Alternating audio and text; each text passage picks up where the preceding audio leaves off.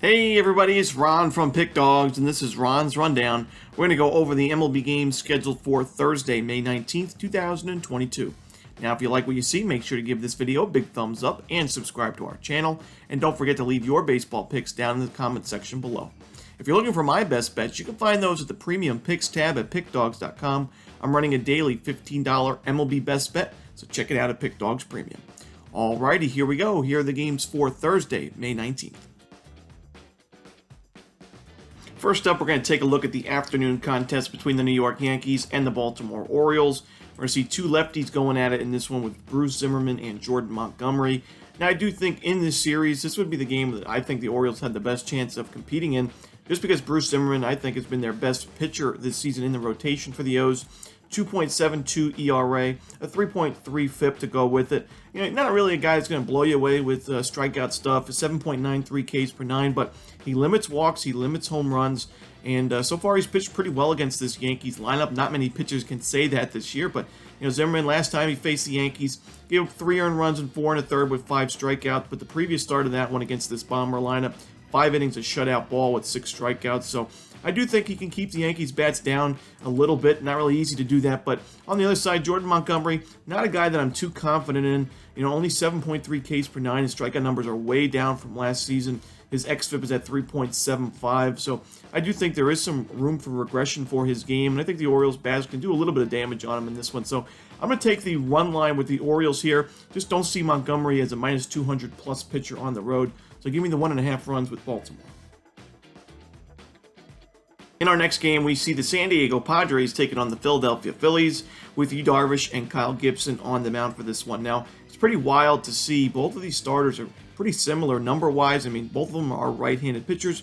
Yu Darvish, a 4.62 ERA. Gibson a little bit lower at 4.10, but you look at the FIP, 3.91 for Gibson, a 3.78 for Darvish.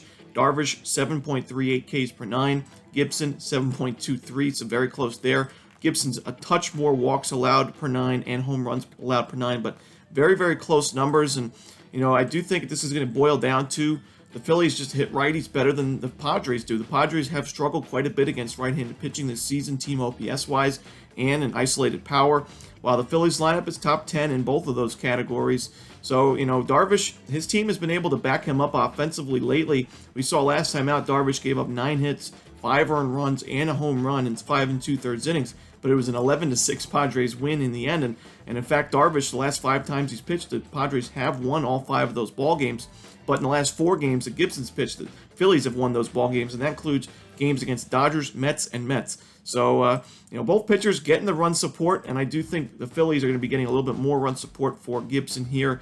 Give me the Phillies on the money line at home. In our next game, we see the Chicago White Sox taking on the Kansas City Royals. Now, on the Wednesday edition of Ron's Rundown, I mentioned we had a pretty weak pitching matchup on paper with Velasquez and Greinke. Velasquez was scratching that one. Giolito pitched in that game, but now we're going to see Vince Velasquez going up against Carlos Hernandez, so I think this one's even worse than what we saw on Wednesday on paper. Carlos Hernandez, a guy I faded all season, 9.11 ERA this year, 6.24 expected ERA, so I guess there's some room to grow, but not much. I mean, he's got more walks allowed than strikeouts earned this season. The home runs have started to be a little bit of a problem for him lately also, and 4.39 Ks per nine, just not going to get it done.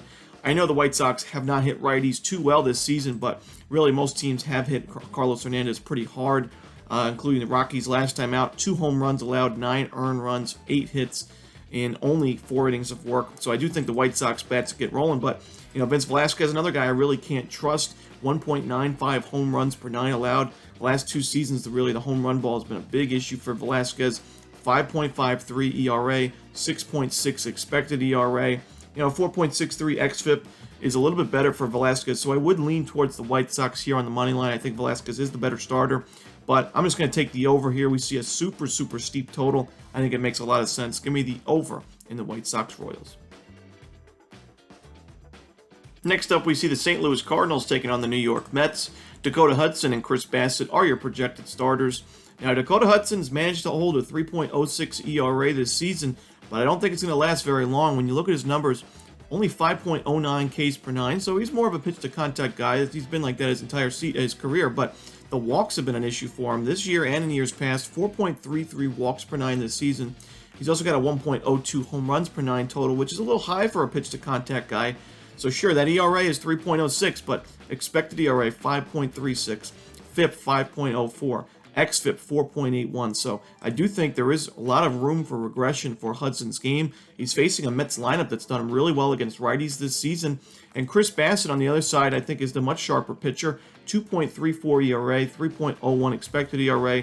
The strikeout numbers for him are up this year. He's limiting home runs like he usually does. And, he's just giving the Mets solid innings each and every time he gets onto the mound. I think the Mets are the better lineup, playing at home with the better pitcher, and a pretty decent price here with New York on the money line. So give me the Mets on the money line. Next up, we see the Seattle Mariners taking on the Boston Red Sox. We see George Kirby and Rich Hill as your projected starters. Now, I do think this is going to be the toughest start that George Kirby has had this season thus far, and it's not necessarily because the Red Sox are some offensive juggernaut. We know that's not been the case this season, but he is going to be pitching at Fenway Park, and we've seen Fenway Park deliver some high-scoring games lately. It is a hitter-friendly park to begin with, but with the weather kind of getting primed for overs, we have seen some high-scoring contests. We saw the Astros hit 5 home runs in an inning, and I do think a young pitcher like Kirby could struggle in this spot, especially going up against a veteran in Rich Hill. I don't always back Rich Hill because he's more of a pitch-to-contact guy, and as you guys know, I'm big on strikeouts. I like missing bats and starting pitching, but Rich Hill has done it well in his career for such a long time, and 2.89 ERA, 3.37 FIP. He doesn't give up a lot of home runs, hasn't walked a lot of batters this season, and I do think he is going to pitch well against the Mariners lineup that's kind of fallen off against lefties. At the beginning of the season, they were near the top 10 in team OPS against left-handers, but right now, ranked 19th in team OPS against lefties. So I do think Hill has the upper hand in this spot. These are the types of games that the Red Sox have to win if they want to claw their way back into the race, but I do think this is a good spot for them to grab a win. So give me the Red Sox on the money line.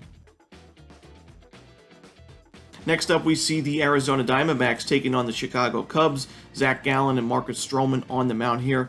Now, this game's simple. Although the Diamondbacks bullpen is pretty scary at times, we've seen them blow a lot of leads.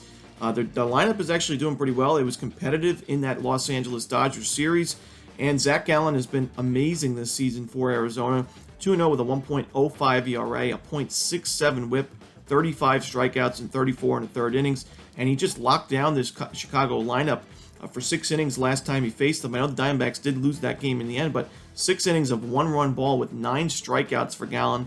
I think he pitches well yet again in this spot. And Marcus Stroman, just things haven't really worked out for him for the Cubs this season. He did pitch well in his last outing against the Brewers, but we haven't seen any kind of consistency from him. And I do think the Diamondbacks lineup that's pretty powerful can find a couple homers in this spot against Stroman and the Cubs bullpen. So I'm going to take the Diamondbacks here on the road on the money line.